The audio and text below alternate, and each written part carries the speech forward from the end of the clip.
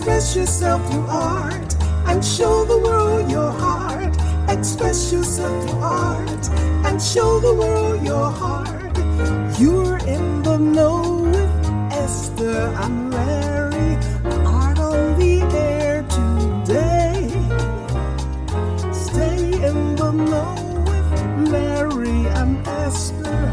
Art on the air our way.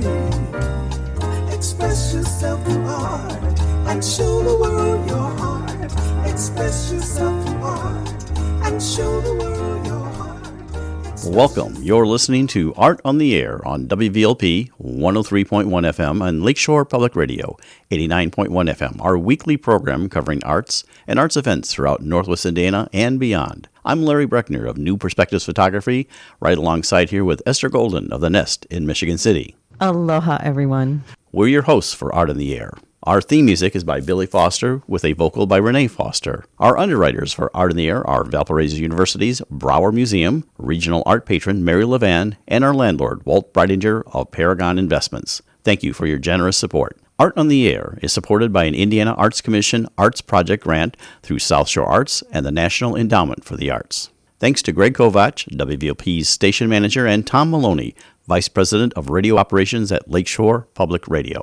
Art on the Air streams live at WVLP.org and is rebroadcast on Monday at 5 p.m.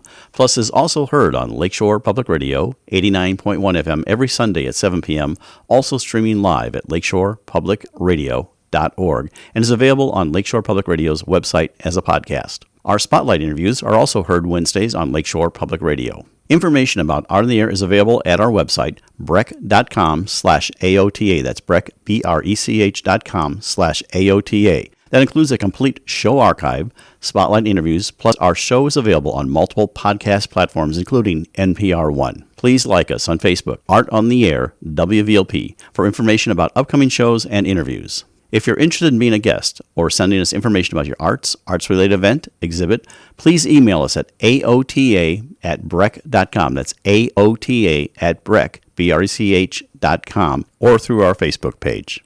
Art on the Air is always looking for financial support. We'd like to thank our current supporters. If you're looking to support Art on the Air, Esther and I especially would invite you to become an underwriter of this program in particular. We have information on our website at breck.com/AOTA. You can find out support information there. So don't just be an Art on the Air listener. Become a supporter or underwriter in whatever amount you're able to do so we continue to bring you this great content and this great local programming. And like I say every week, don't give till it hurts. Give till it feels good. And you'll feel so good about supporting Art on the Air. And next on Art on the Air, we have someone who's not a stranger, but he's coming to us in a whole different mode, talking about role-playing and everything like that with Dungeons & Dragons, but it's going to be taken to another level that you can actually watch it. Dustin Richea, welcome to Art on the Air and telling us about your Role Seekers. Yes, Thank you so much for having me. Yeah, we're really excited. We are a group of 6 family and friends that decided one day that we were going to start to live stream our Dungeons & Dragons games. So we are an unofficial Dungeons & Dragons group, but we stream via Twitch and online at roleseekers.com. You can find us on all social media channels at Role Seekers. And what we decided to do is we wanted to tell really epic tales of sub-creation and eucatastrophe, to coin some Tolkien terms. But really what it is it's about us getting together and sharing our love of the game and our love of stories with anyone who wants to watch. Tell us, for the audience that doesn't know what Dungeons & Dragons are, they've heard it, but what is Dungeons & Dragons? And just a quick little origin story, how that is and what you do with it. Yeah, so Dungeons & Dragons, I'm not a D&D historian, but it was developed out of the Midwest, and what it is it's a tabletop role-playing game. So the best way I can describe it is it's a group of people sitting around a table doing communal storytelling. It's kind of like sitting around the fire telling ghost stories. There are rules. You roll dice. You have large textbooks worth of rules. But really what it boils down to is you can do anything your imagination, anything that you can come up with in your imagination. So our game actually takes place in a completely constructed world. I've been actually writing it since I was in about 5th grade. It's called The Legend of Nibel. And so our games are going to be taking place inside of that world. And what it is, as I always tell new players, you come into a room and I say, you're in a dark room and it's cold and you see a little bit of light coming from under the door. What do? And the players then say, well, I want to go and look at the door. I want to figure out what's going on. And you roll dice to see if you can maybe break the door or you could open the door. And what happens is it's essentially, it allows your mind to just completely expand. So anybody who's a fan of video games, anybody who's a fan of role-playing games, and you have those constraints, right, where you're making choices, in Dungeons & Dragons, there are no constraints. And what's really wild is no matter how much we prepare, every game is also improvised. So as you're watching it, we're coming up with things on the fly. I'm responding to things that players are doing that I could never have any idea of what they would do. And it's this give and take. It's this reciprocal relationship, and it's really fun. So what type of props are involved? I know about the dice, but what else do you use? Well, we use so there are 7 dice that are usually used. They run all the way from a D4 to a D20, D representing the sides of the dice. So the 20-sided dice is the fabled dice that when people look at it, they're always, what is that dice? That's pretty much lets you do whatever you'd like to do. But really, in order to play Dungeons and Dragons, you only need your imagination. That's and maybe a good player's handbook and a piece of paper and pencil. But we have gone a little bit more extreme. I'm very blessed that my wife, who is one of the role seekers, she is an avid Dungeons and Dragons player. So we have little miniature figures, kind of like chess sets. We have sculptures. We have bought a lot of what's called Dwarven Forge. They're these beautiful modular terrains, so it looks like forests and mountains and dungeons. And so really you can add as much or as little as you'd like. The only thing you need is a good imagination and a fun story, but you can go all out. And if you come and watch some Role Seekers, we've gone a little bit all out. So, well, you say about watching Role Seekers, maybe our audience would be, this is something that you're not just doing on your own. They can actually watch the thing. And how does that all work? So what we decided to do was we were inspired by the gaming community. So the gaming community has a lot of live streams out there that are doing Dungeons and Dragons, but a lot of them are over Zoom, and that was even pre-pandemic. There were a lot of people that were playing over Zoom, and we were really inspired by the group Dimension 20 and Critical Role. Critical Role is kind of the upper echelon, and so what we did is we really wanted to tell stories, and we wanted to be able to share them. So we've set up about 4 different cameras, actually downstairs in my basement, and we've got it hooked up like a home studio, and you can actually see all of the players playing the game. And what's really wild is it's not simply like, oh, I'm going to watch someone play Monopoly. What's happening is you're sitting and you actually get to start to be involved in the story. So watching other groups play this game, what ends up happening is people start to fall in love with the characters. They start to fall in love with the environments, the locales. And so one of the things that I did when I was in undergrad and in graduate school is I studied narrative dynamic. So I always try to make a consistent story. And sometimes it's a little wacky. Sometimes it's a little zany, but it's always a little bit fun. And we always try to tie it back into the human condition. So you can watch that. What's the website? Book on tape with action. That's exactly. So we actually have it online via YouTube. We have it on Twitch. Those are the places that you can stream it. It's on our website as well. But we also created a podcast because really it's like listening to a book on tape. Tell us quickly the website before we wrap up. Oh, rollseekers.com. So it's roll as in you're rolling dice, ROLL, and you can find us anywhere. And that's Dustin Richea, who's the Dungeon Master, and the Role Seekers. You can find them online. Thanks for coming on Art on the Air Spotlight. Thank you so much for having me. You're listening to Art on the Air, WVLP 103.1 FM, and on Lakeshore Public Radio 89.1 FM. We'd like to welcome to Art in the Air, Elise Kermani and Tito Sanchez-Williams. They are the new directors. Tito is the artistic director, and Elise is the managing director for the Dunes Art Foundation, which produces Dune Summer Theater. But they are currently doing some neat production things for Halloween and for the holiday season. They did the Halloween already, and that's upcoming. So welcome to Art in the Air, both of you. Thank you so much. Thank you so much. Hi. Well, Tito, we'll start with you. Tell us a little bit about your background, where you grew up. I like to say, how you got from where you were to where you are, but like schools and things and what you've done. Go ahead. Oh, yeah. So the first thing about me is that I was born in South America. I was born in Ecuador. And I grew up there, and I came to the States when I was 14 years old, which was really a big shock for me, culture-wise. to go from all speaking Spanish and my culture in Ecuador to immediately United States and the shock of the language barrier. I did not, and I want to stress this out, did not overcome the language barrier very easily. It was very difficult for me. I even refused in the very beginning to speak any English because whenever I would speak, imagine my accent but 20 times even thicker. You wouldn't even understand what I was saying.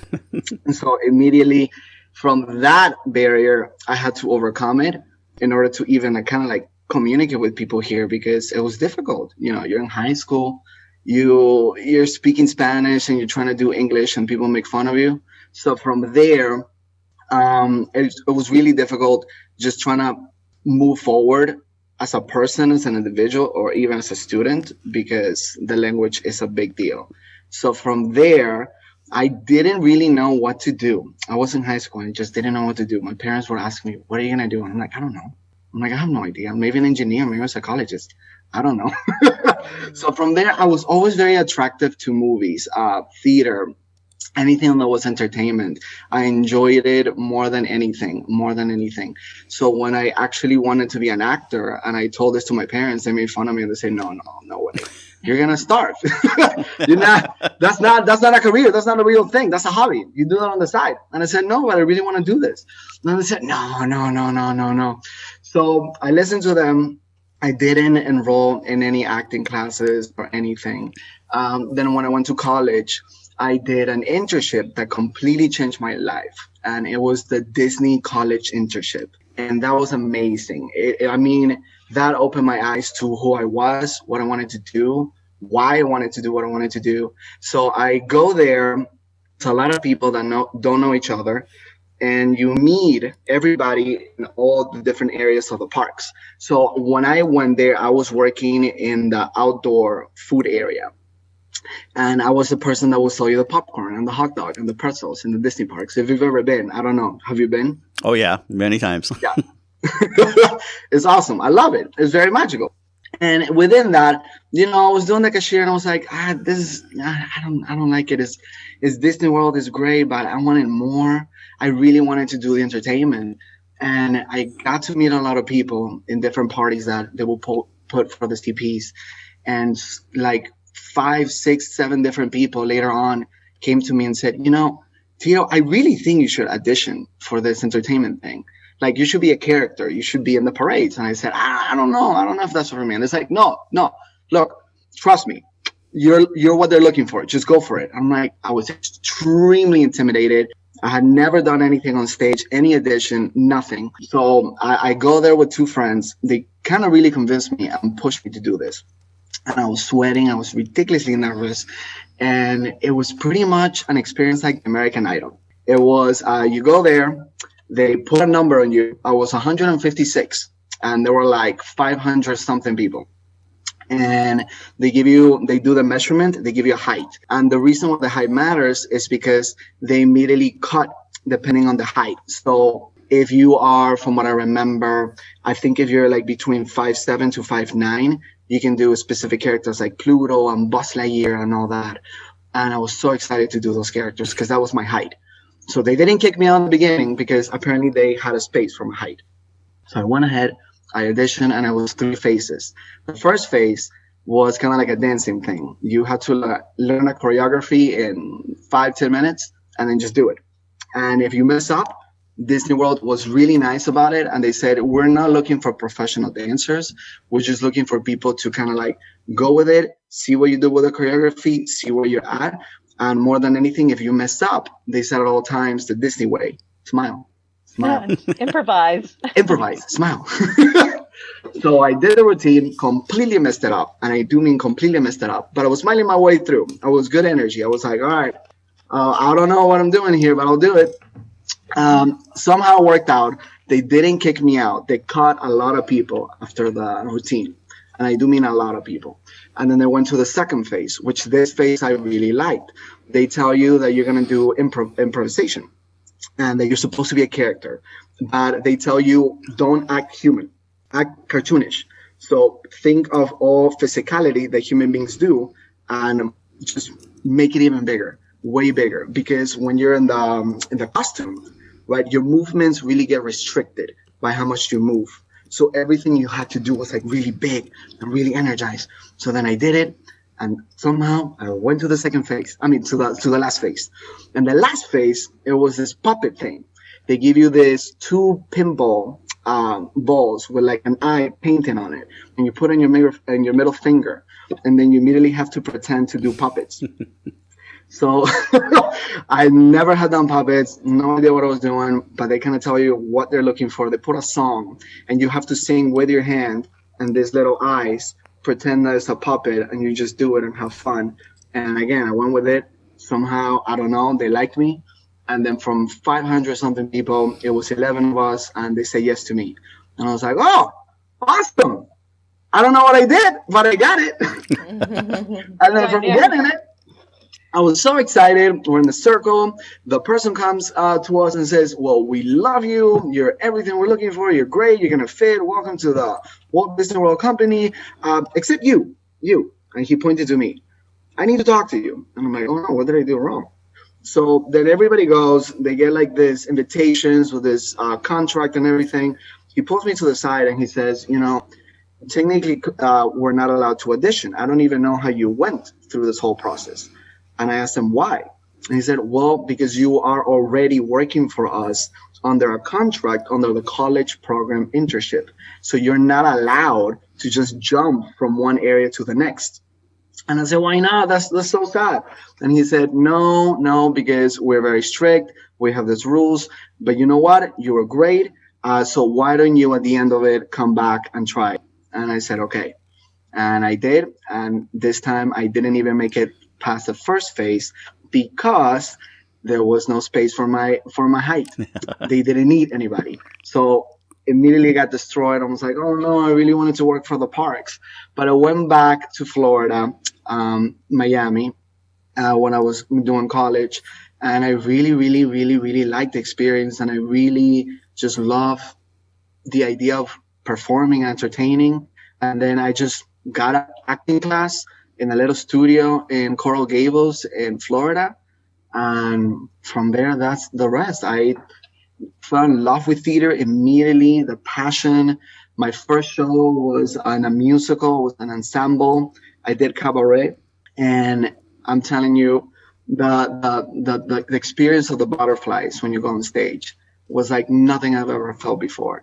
So it didn't matter if I didn't make any money. It didn't matter if anybody approved of me doing this thing. I just wanted to do it. And I fell so hard into it. I did as many productions as I could with that company in college. And then my wife, who was not my wife, my girlfriend at the time. She's my wife now. My girlfriend at the time, she decided, hey, if you're really about it, go ahead and do grad school. So I did. I auditioned for a new school. I got in, and it was really, really, really difficult 3 years. But once I made it through, I just felt more strong about theater and doing theater and the power it has, because that's kind of like the experience that I got doing grad school. But yeah, I think I'm talking a lot. There you go. That's great. It's a whirlwind, isn't it? Yeah. The whole experience. So Elise, why don't you tell us like where you went to high school, which I know the answer to, but yes. But well, yes, I grew up here. I grew up in Michigan City. I'm one of 8 Schaffs, so there's a bunch of us around that passed through the town for the last, I don't know how many decades. I left when I was 18. I went to college, graduated with music composition, went to Chicago, got a master's, and then LA, and then New York for 25 years. I'm married with my husband for about 35 years, and then we moved back here to Michigan City to be with my mother, who is 94. So that's my circle. So where did you meet your husband then? I was teaching his mother piano lessons in college. So we go back a really long time. And so, yeah, we're talking about the early 80s is when I met him. So is he involved? In what way is he involved with your work? Is he part of the arts, or is he just your Well, biggest supporter? He's an ER physician, so he just got off 3 nights working in Porter Regional ER, actually seeing lots of COVID. So, but yes, he has been very involved with my work for many, many years. Even at the Dunes, he's helping as a volunteer, and so he's seen a lot of crazy stuff over the years, a lot of performances, and I have, I started my company in 2009, I think is when we got our 501c3 Mission of Productions. And we've done a lot of films and experimental performances. And our work is showed, all over the world. But since I got this job with the Dunes, everything is on pause, which is fine. I'm really happy. I'm very excited about where we are at the Dunes. We have about 6 new board members, a lot of exciting energy. We're putting a lot of work into renovating the space and getting it ready for possibly doing outdoor performances if COVID is still an issue. So we're just really excited. I'm very excited to work with Tito. He's amazing.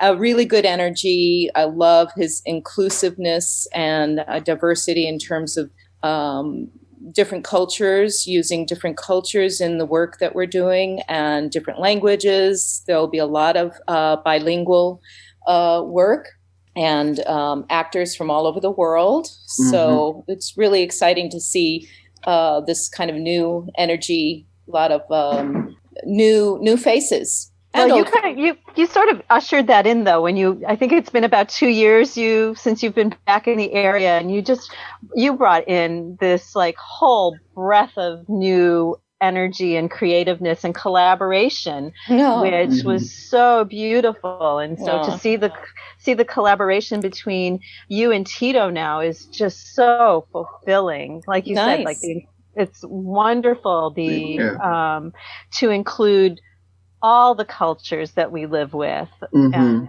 because this is like a chance where we are a global community now. It's really a chance to become a global community. So I so applaud the work you're doing. And Which brings me to in Michigan City, which is like so fabulous. Which brings me to the point for our audience. We're talking about the Dunes Summer Theater, even though the Dunes Arts Foundation is the overall title. And so real briefly, tell us how you both came to that. I mean, probably moving back to the area or such, but just tell us about that. We previously had Jeffrey Baumgartner on and Amy Black. And, of course, they suffered through canceling the season and the vandalism. But tell us how you got involved in some of the recovery from that. Well, Tito and I have been on the board of directors it's probably going to be 2 years, right? Yeah, it's going to be 2 years. Yeah, so a year and a half. So you were part of that, the problems with the renovation and things like that. Yeah, we've been through that. I've been on the secretary of the board of directors for at least a year now. So I was starting to get a little bit more involved. Well, even in 2019, both Tito was teaching and I was working the box office. So we've been very involved. Amy had decided to take a little break, as well as Jeffrey did. So we stepped in, and we either sink or swim, and we decided to swim. And it's been fun. It's a ride. Yeah. Now, you recently did a Halloween thing. Talk briefly about that, because that's going to meld into our next thing, is about what you got coming up in December. So tell us about what you did with that, because it was all virtual, but how you've expanded that. So the idea was, obviously, because COVID-19, we missed theater, and it was just crazy to do anything.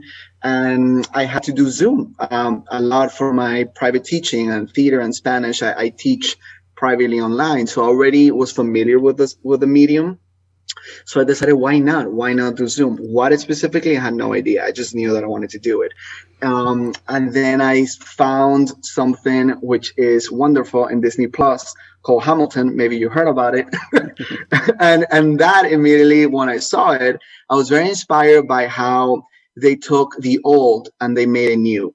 And so I was thinking of, what can I do that And I started looking at the public domain, because remember, the public domain, the beautiful thing is that I don't have to worry about copyrights. Right. So because of that, it's all free. I can choose what to do, how to do it.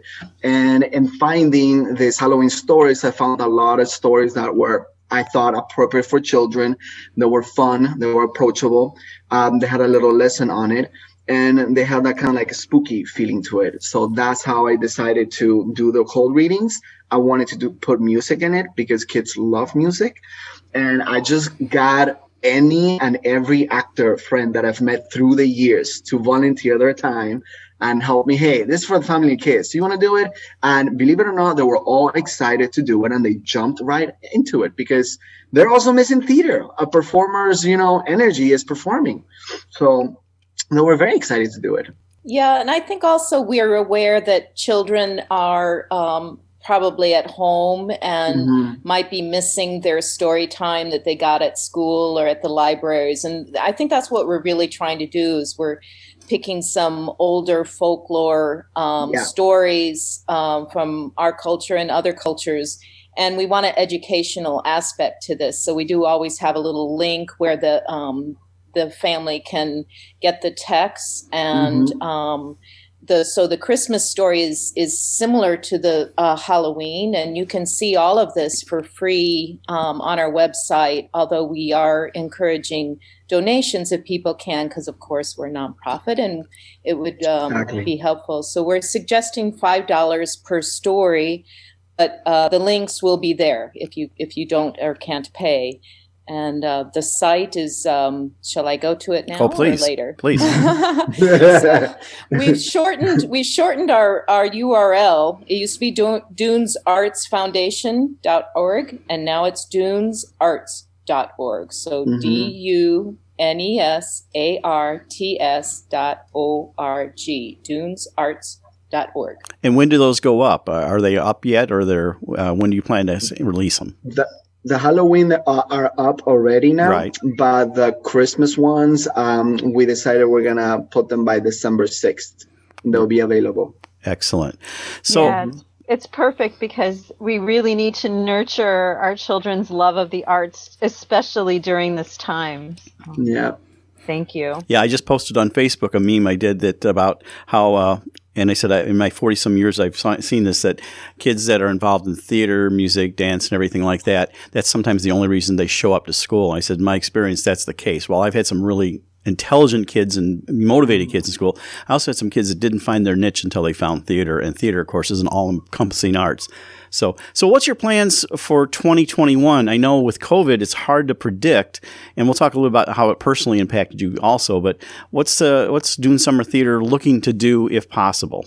Yeah, we have some plans. We've already, something that Amy Black started, we put a new roof on our pavilion, which is across the street. It was covered in weeds and holes in the roof, and very, graffiti and everything. So we have a beautiful new metal roof on that. And we also built a little wood deck in the back by the cabins. And we plan to have small performances there, as well as we're talking, and I don't want to say any specifics, but we're thinking about doing some classic plays, site-specific, using the cabins in the woods and having people come and sit down on blankets and maybe bring their own dinner, maybe 5 to 7, and bring their lawn chairs, and kind of, it's going to be in the round, meaning that the audience is going to have to turn their chair maybe to see another scene that's by the fire or coming out of the woods. So we're really, really excited about taking theater and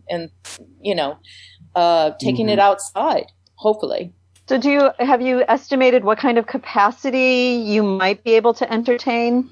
Yeah, I think that with social distancing, I think, Tito, didn't they say maybe 100 capacity? Yeah, because it's a lot of space. It's a lot of open space. So especially if you come in groups, as a family, which is pretty much what we're hoping that happens, then you can bottle up and you can sit between, spaces between each other and just enjoy the fresh air. It's safer. We would still want people to wear masks just to heighten, the safety guidelines of COVID-19. Whatever happens, right? We don't know what's going to happen, but we can at least start preparing and aiming to, no matter what, we really want to do theater. We really, really want to do theater in 2021.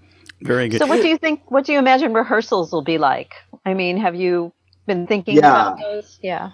Yeah, we're thinking about that, but yeah, Elise, go ahead. Oh, I was just going to say, Tito had a wonderful idea about bringing in a core group for the summer, and we would quarantine them, we'll test them, they'll live together in the cabins, and then we can reuse them.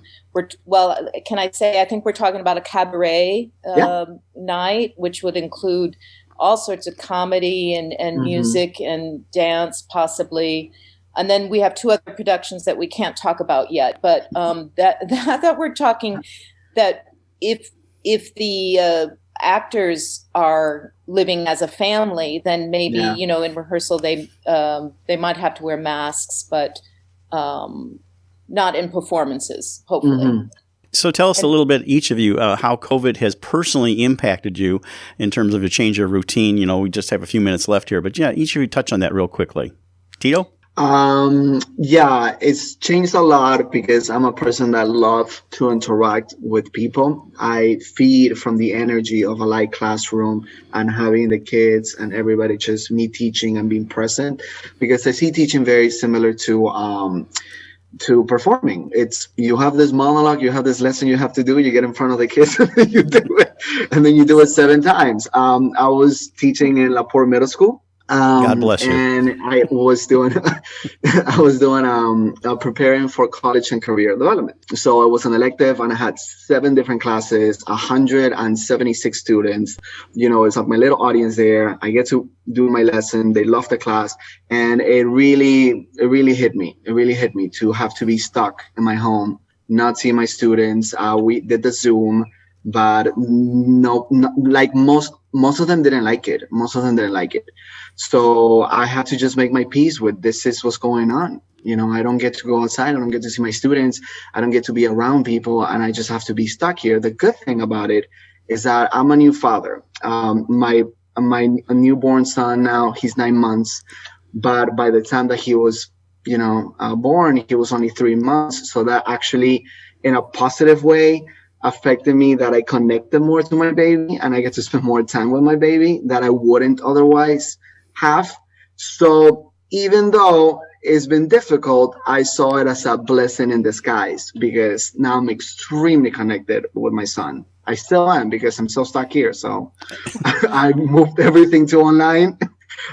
We have a routine when the baby sleeps and when he wakes up. I have my daddy time. She has her mommy time. And right now it's mommy time because I'm doing this. So, yeah. Very good. Real quick, Elise, we have about 30 seconds. Your quick story? Yeah. So my life has not changed too much because I was teaching online already. I teach media arts at SUNY New York. And but Esther and I had a little conversation before this. When COVID hit, I went into my studio and I created a lot of work that I hadn't been able to do. For some reason, the pandemic gave me permission to go kind of deep inside. So I'm really glad I had that time. Of course, now I have no time, but that's okay. That's okay. So yeah, COVID, it's a very strange thing. I think we're all going to have to settle in and try to figure out how we can keep being creative and supportive. Well, that sounds great, and we really appreciate you coming on Arts in the Air. That's Dunes Arts Foundation for the Dunes Summer Theater. Elise Kermani, Tito Sanchez-Williams, the Managing Director and Artistic Director, respectively. Thank you so much for sharing your story and break a leg in the upcoming season. Thank you. Thank you. You're listening to Art on the Air, WVLP 103.1 FM, and on Lakeshore Public Radio 89.1 FM. We'd like to welcome to Art on the Air Isabelle Gougenheim. She's a Chicago-based, but she's from Strasbourg, France, and she's launched her own brand. She has these wonderful scarves. We're using real imagery, eye-catching luxury silk scarves, colorful, actually, works of art that you can wear. Isabelle, welcome to Art on the Air. Thank you, Larry and Esther. It's my pleasure to be in the air with you today. I hope you can understand my accent. I'm going to try to speak really slowly, but I'm very excited to be in your show today. Yeah, welcome. Thank you. Well, Isabelle, I think our audience will just love to know about your origin story, how you got from where you grew up in France, and how you got there, and origin. So how you are now in Chicago, your whole history there. So just give us a little background there. I do have an interesting story. I'm originally from Saint-Dié-des-Vosges. It's a beautiful little town surrounded with lake, forest, good dishes and wine. It is located near the Alsace-Lorraine border, a mountain kind of town in the valley. And what's really interesting about Saint-Dié, it's its history and how it really influenced my artwork. Just a quick story. In the 1500s, this town was a meeting place for map maker. They set up a printing establishment to represent the work of famous traveler.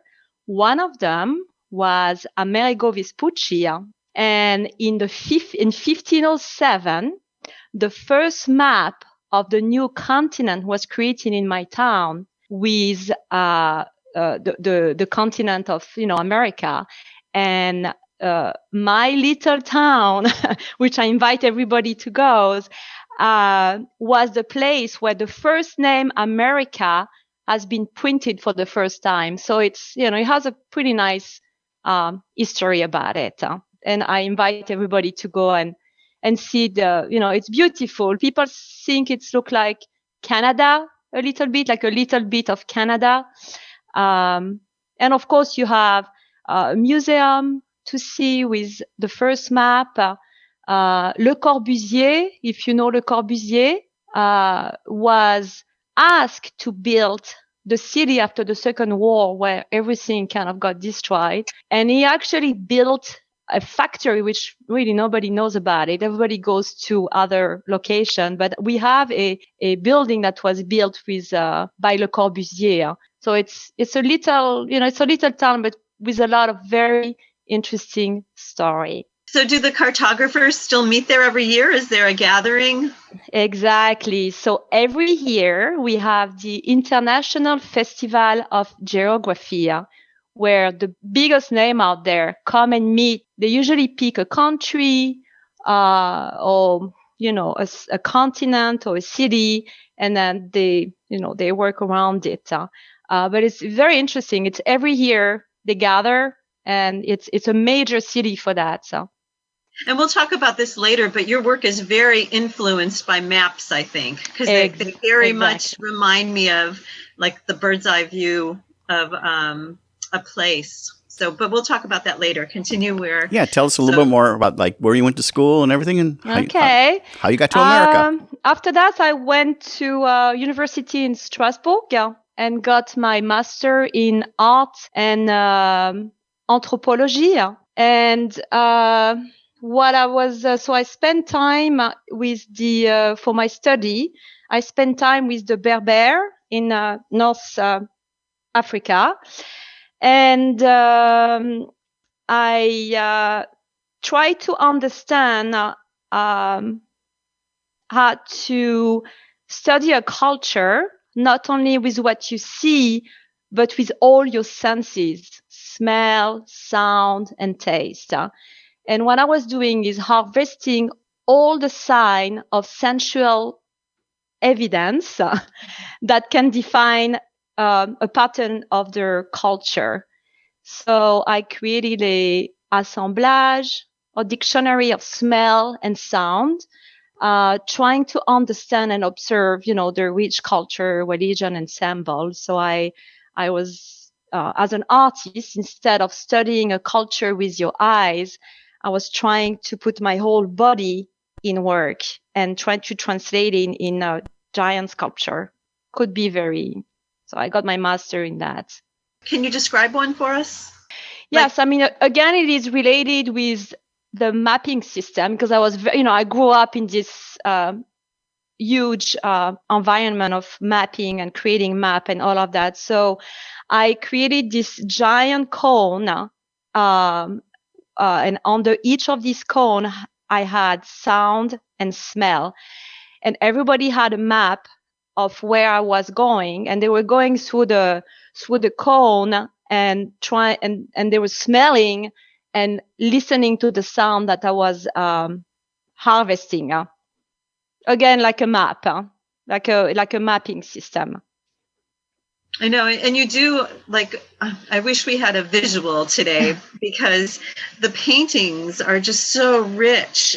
And I love how you take your photography along with all your experiences and put it into one beautiful piece. So I'm looking forward to everybody checking out your website to see your work. It's really gorgeous. Yeah, so I do have, I design scarf, and I've been pretty well known for the scarf business, but I'm also, of course, an artist, and all my work is a collage of very simple sign and inspiration and primitive sign. So, yeah. So tell us, we want to continue your journey. So you're in France. What brought you to the United States? I mean, everybody wants to come here. It is the land of opportunity. I came here on the summertime in 1997 and just fell in love with the people, with nature, with everything. And I was just trying to find a way to stay here, and I got offered a job in the design world. So that's where I started my adventure. Did you go from France to Chicago, or were there other stops? Yes. No, I went to New York, and I did a road trip in Maine, north of east side of the US. But Chicago was the place I wanted to be. And what brought you to Chicago? What was the attraction of that Chicago? A job. Well, job is important. I had a job. Somebody gave me work here, so I stayed here. So tell us a little about who you work for prior to setting up your own business. I work in the design industry. I work for a pretty famous company called Luminaire in Chicago. They sell a furniture, European furniture line. I worked there for 4 years, and then I worked with Holly Hunt, which is a pretty major design furniture place in Chicago. I was the lighting and accessory director for the company. I learned a lot from her. I learned how to pay attention to detail. I learned about proportion. I learned about people skill and vision. She was a huge influence for me. And then after that, I opened my own lighting company with another designer, Kevin Whaley. And I pretty much traveled the world for him to find showrooms and an agent to represent the collection now. So I was, fortunate to go to different places in the world, Asia, Dubai, Saudi Arabia, Europe, everywhere in Europe. So I travel everywhere for him, and that kind of opened my eyes to the world. So during this whole time, were you painting? Yes, of course. I never stopped. Yes, I was experimenting with wax, with ink, with collage. I was picking up stuff on the floor when I was traveling, taking photo of, different people, culture, anything you can do when you travel.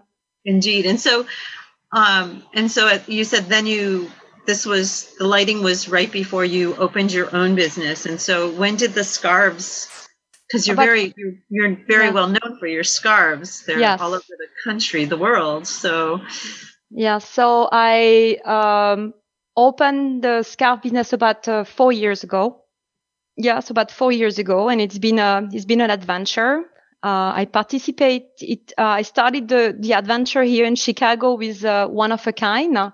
Wanted to see how this work will be, how people will react to the work. And then I went from one of a kind that gave me confidence to approaching museum and different boutiques. And I got picked by the Louvre in Dubai, which has a beautiful building, and the MCA, the Art Institute, museum in Palm Beach. I mean, different museum everywhere in France, in different So I know places. some of the scarf designs are from your paintings, but do you also just do designs for the scarves, or are they all based on your paintings? No, so designing a scarf is very different than doing a painting, because you have to bring the color to the face. So when you design a scarf, you have to focus on the edge or on the, the extremity. To the opposite, a painting is, I work much more on what's happening in the middle when I structure a painting. It's a very different way. But what I do is I use some sign or some scratches or some color that detail of my painting that I mixed in my scarf. So I use detail, but not the whole painting. Because I love the scarf where you included love letters in French, old, ancient love letters, right? And so you Yes. mix that with other images and maybe a photograph. They're just so interesting. Yes, thank you. I like the graphic aspect of the letters and the meaning, of course. I think it's beautiful to wrap yourself with love. So this specific scarf that you are mentioning, I picked 25 love letters in a flea market in Paris. I kind of did a collage with one of my drawing or a piece of my drawing. And I love, seeing people putting this love story around the neck. I think it's very sensual. So do you use photography also in your work, Isabelle? Not always, but it can happen. Yes, of course. Photography is a part. Is a part of the work. Yeah. I love the story about you taking the picture in your town of the 500-year-old window and then incorporating it into the scarf. I think it's just like such a beautiful inclusion of everything that you're about. You take from all, like you say, all the senses are included in the experience. And then the final one is, of course, the wearing of it. Yes, and then I do have every scarf has a story. Every scarf has a meaning. One of my favorite one is Route 50. This one tells the story about me. It's the path from my school to my home, and you have antenna, you have photograph of antenna, you have photograph of pavement, you have photograph of scratches on the floor, and I kind of mixed all of this in a collage to create a scarf. No, they're glorious. Where can you just let our audience know where they can find you online? We'll hit this at the end of the show also, but where they can discover you. Do you have first of all, a in-house gallery that you can actually come see it, or is it all online? Yes. So I have a place where you can see them in Bucktown on Wabenzia and Damon. I also, have boutique in different places where I like to send people.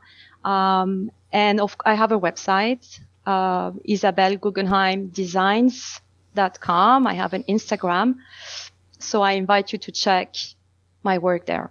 You should probably spell it out, because Guggenheim is spelled differently than the Guggenheim that most people probably envision when they hear that name. Yeah, so it's Gougenheim, like mother. Very good. And we'll also have a link on our website when we post your picture up.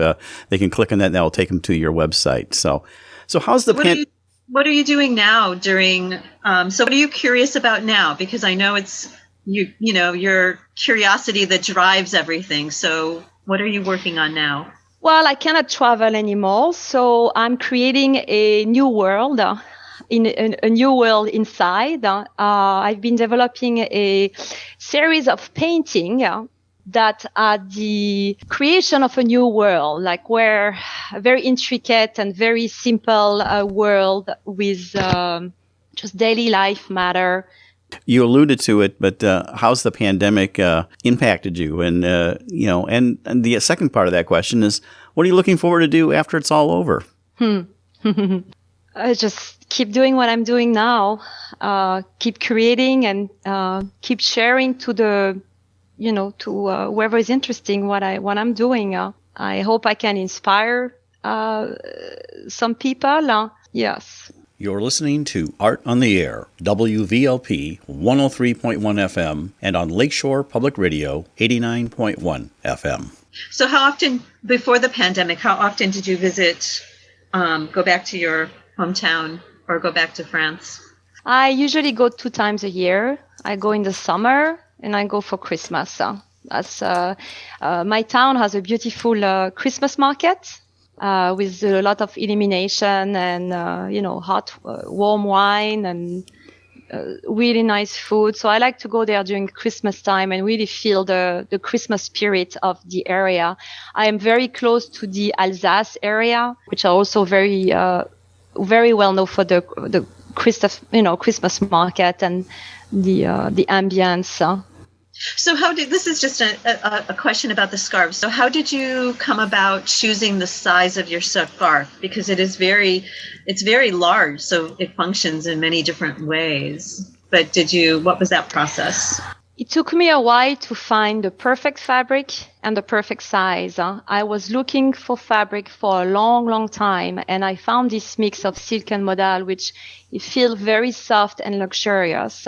So that was one step. The second step was the size. I was looking for a size that you can use as a shawl, as a scarf, as a sarong, as many, many different ways. So I like people to play with my scarf and use them, in a lot of different ways. I don't like the scarf when they are too small. And 54 by 54 is the size. And I just want people to play with it.